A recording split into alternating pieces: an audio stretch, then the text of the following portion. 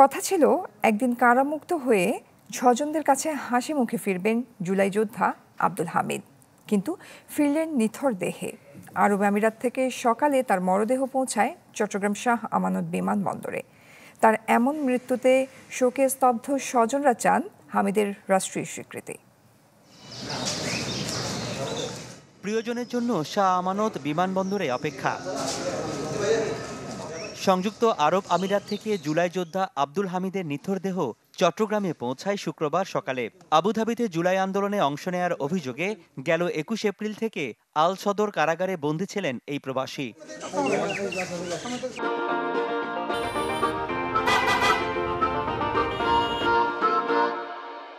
সব আনুষ্ঠানিকতা শেষ করে তার মরদেহ গ্রহণ করেন স্বজনরা।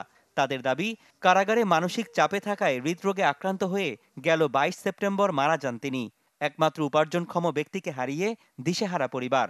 সরকারের কাছে আমাদের একটাই দাবি, আমাদেরকে কোনো কিছু করার কারণ আমাদের সবগুলো ছোট ছোট বাচ্চা, আমার যে বড় বাচ্চা উনি এসে ওনাকে সরকারিভাবে যে কোনো একটা চাকরি দিলে আমরা চলতে পারবো। সবাই ওনারা আমাদেরকে জানাইছে যে কি ওনার কার নষ্ট হয়ে গেছে, মানে উনি যে হসপিটাল ছিল ওটা আমাদেরকে জানায়নি ফার্স্টের দিকে। হামিদের মরদেহ দেশে আনার খবরে বিমানবন্দরে ছুটে যান আবুধাবিতে আন্দোলনে অংশ নেয়া প্রবাসীরা। তাদের দাবি, আন্দোলনে অংশ নেয়ার অভিযোগে রাষ্ট্রদ্রোহ মামলা হয় ৪,৫০০ বাংলাদেশির বিরুদ্ধে। গ্রেপ্তার করা হয় ২২৫ জনকে। তার মধ্যে ২০০ জনকে মুক্ত করে দেশে ফিরিয়ে আনা গেলেও বন্দী ছিলেন আব্দুল হামিদ সহ ২৫ জন। বাকিদের দ্রুত দেশে ফিরিয়ে আনার দাবি প্রবাসীদের। ওনার সাথে আমার হাজব্যান্ডও ছিল, ৬-৭ দিন হসপিটালে ছিল।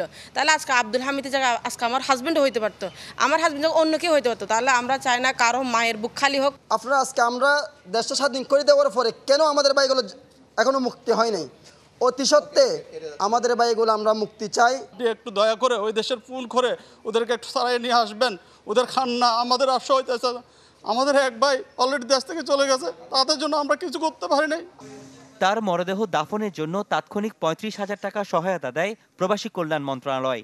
বাকি ২৪ বন্দীকে দেশে ফিরিয়ে আনতে সুপারিশ করার কথা জানান তারা।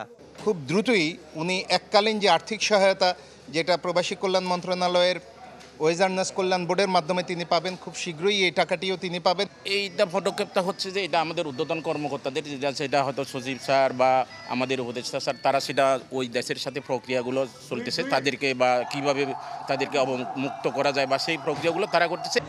আব্দুল হামিদের গ্রামের বাড়ি চট্টগ্রামের রাউজানের নোয়াপাড়ায়। তার রয়েছে ৪ সন্তান। রনি দত্ত, চ্যানেল 24, চট্টগ্রাম।